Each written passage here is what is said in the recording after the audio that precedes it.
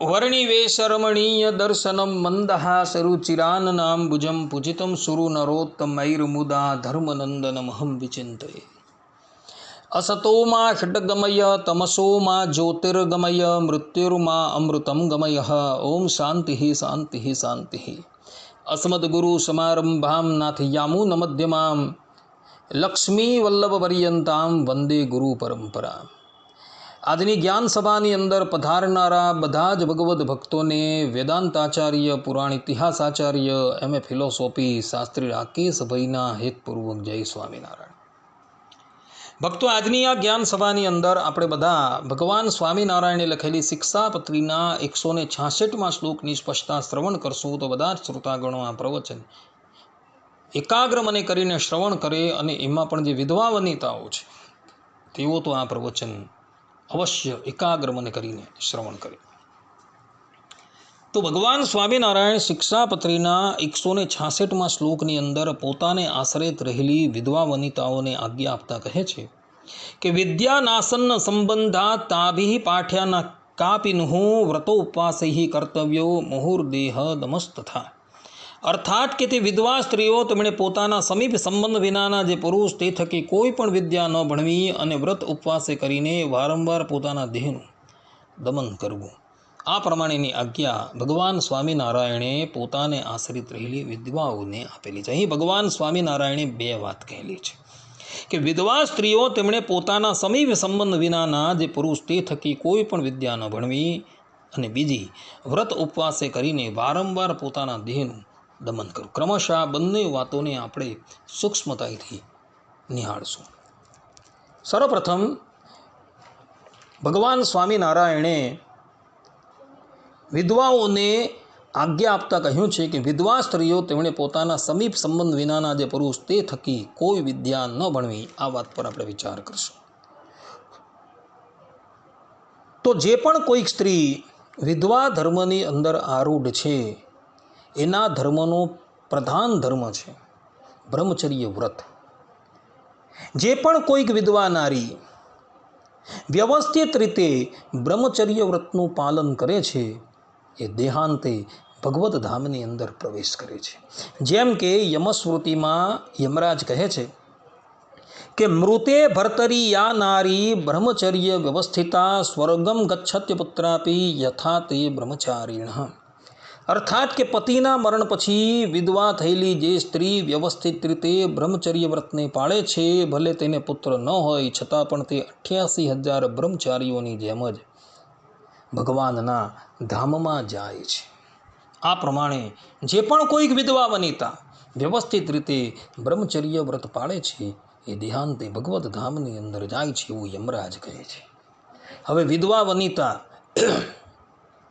કોઈ પરપુરુષ થકી વિદ્યા ભણવાનો આગ્રહ રાખે તો એના બ્રહ્મચર્ય વ્રતમાં હાનિ આવવાનો પ્રસંગ થાય છે। અને એટલે માટે ભગવાન સ્વામિનારાયણે તથા શાસ્ત્રોકારોએ વિધવાને આજ્ઞા કરી છે કે એણે પોતાના સમીપ સંબંધી સિવાય કોઈ પણ પુરુષ થકી વિદ્યા ભણવી જોઈએ નહીં। પોતાના સમીપ સંબંધી એવા પિતા છે, પુત્ર છે, ભ્રાતા છે, એ થકી એણે વિદ્યા ભણવાની છે। અર્થાત કે આત્મા પરમાત્માનું જ્ઞાન લેવાનું છે, અથવા તો કોઈ સ્ત્રી થકી એણે આત્મા પરમાત્માનું જ્ઞાન લેવાનું છે, પરંતુ પરપુરુષ થકી એણે ક્યારેય પણ આત્મા પરમાત્માનું વિજ્ઞાન લેવાનું નથી। આ સંબંધની અંદર ઇતિહાસ અને પુરાણની અંદર જે અરુંધતી દેવીનું ચરિત્ર આવે છે એ અવલોકન કરવા યોગ્ય છે। અરુંધતી દેવીનો જન્મ મેધાતિથિના ઘરે થયો હતો। એક સમયની વાત હતી, મેધાતિથિ નામના ઋષિ યજ્ઞ કરતા હતા, ત્યારે યજ્ઞમાંથી અરુંધતી દેવીનું પ્રાગટ્ય થયું હતું।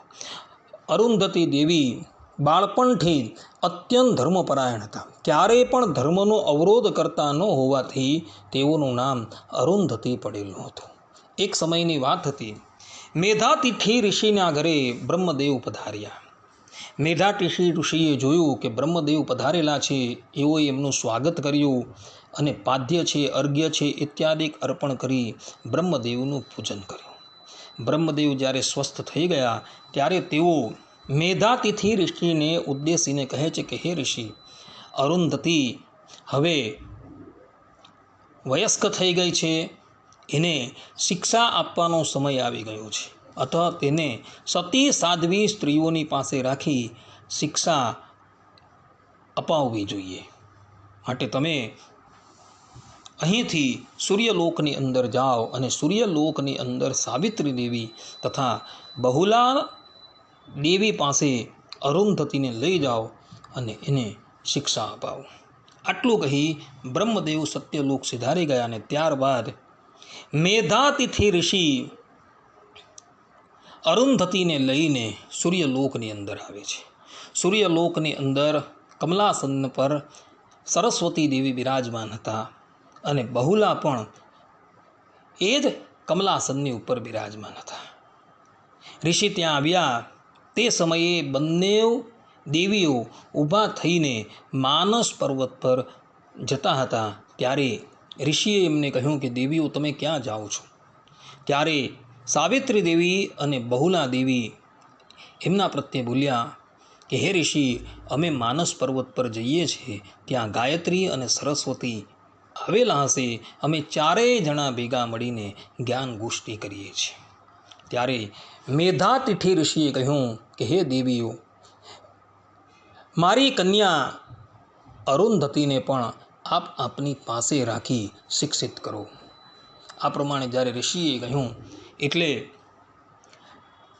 સાવિત્રીએ અને બહુલાએ કહ્યું કે ભલે. અને ત્યારબાદ ઋષિ પોતાની કન્યા અરુંધતી એઓને સુપ્રત કરે છે અને અરુંધતી એમની છાયામાં રહીને વિદ્યાનું અધ્યયન કરે છે અને ભણી ગણીને એ તૈયાર થાય છે. આ પ્રમાણે જ્યારે મેધાતિથિ ઋષિએ બ્રહ્મદેવની આજ્ઞાથી અરુંધતીને સાવિત્રી અને બહુલાની પાસે મોકલી ત્યારે એ વિદ્યાથી સંપન્ન થઈ. કહેવાનું તાત્પર્ય એ છે કે સ્ત્રીઓની શિક્ષા હંમેશા સ્ત્રી થકી જ થાય છે. મેધાતિથિ ઋષિએ પણ પોતાની પુત્રી અરુંધતીની શિક્ષા સ્ત્રીઓ થકી જ કરાવેલી હતી. એટલે વિધવા વનિતાએ પણ કદાચ વિદ્યાની અપેક્ષા હોય તો એણે એ વિદ્યા સ્ત્રીઓ થકી ગ્રહણ કરવાની છે, અથવા તો પોતાના સમીપ સંબંધી પુરુષ થકી ગ્રહણ કરવાની છે, બીજા કોઈ થકી કરવાની નથી. ભગવાન સ્વામિનારાયણ અહીં આ શ્લોકના ઉત્તરાર્ધની અંદર કહે છે કે વ્રત ઉપવાસે કરીને વારંવાર પોતાના દેહનું દમન કરવું જોઈએ. કહેવાનું તાત્પર્ય એ છે કે વિધવા વનિતા જો કાય શોષણ ન કરે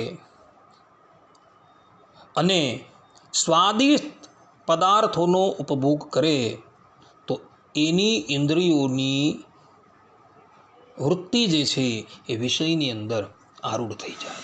એની ઇન્દ્રિયોનું બળ જે છે એ વૃદ્ધિ પામે અને ઇન્દ્રિયોની ચંચળતાથી એનું ચિત્ત વિક્ષોભ થઈ જાય અને ચિત્ત વિક્ષોભ થતાં એના બ્રહ્મચર્ય વ્રતનો ભંગ થવાની શક્યતા રહે છે.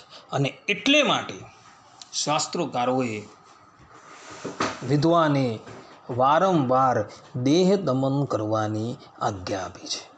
જેમ કે સ્કંદ પુરાણ કાશીખંડ અધ્યાય 4 75મા શ્લોકની અંદર ભગવાન શંકરના પુત્ર કાર્તિક સ્વામી કહે છે કે એકાહારઃ સદા કાર્યો ન દ્વિતીયો વિના પદમ માસો ઉપવાસમ વા કુર્યાત ચાંદ્રાયણમ અથા પીવા. અર્થાત કે વિધવાએ એક સમય આહાર કરવો, આપતકાળ સિવાય બીજી વખત જમવું નહીં. તેણે માસો ઉપવાસ વ્રત અથવા ચાંદ્રાયણ વ્રત કરવા જોઈએ. એ જ પ્રમાણેની આજ્ઞા મનુ મહારાજે મનુસ્મૃતિના 5મા અધ્યાયના 157મા શ્લોકની અંદર પણ આપેલી છે.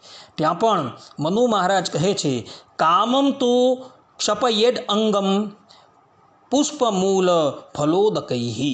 અર્થાત કે વિધવા સ્ત્રીએ પોતાના શરીરને યથાશક્ય ક્ષીણ કરવું જોઈએ, જેથી કામનું બળ વૃદ્ધિ ન પામે. માટે વિધવા વનિતાએ હંમેશા કાય ક્લેશ કરવાને અર્થે વ્રત ઉપવાસ કરવા જોઈએ. મુક્તાનંદ સ્વામી પણ સતી ગીતા 36મા કડવાની બીજી ચોપાઈની અંદર કહે છે, દૂધ ઘૃતાદિક ખાય ન અતિશે, જે થકી વાધે વિકાર, કળિયું અન્ન કે તેજાનો, સતી ન ખાય લગાર. આ પ્રમાણે મુક્તાનંદ સ્વામી પણ અહીં વિધવા વનિતાઓને સારા સારા પદાર્થ ખાવાની મનાઈ કરે છે.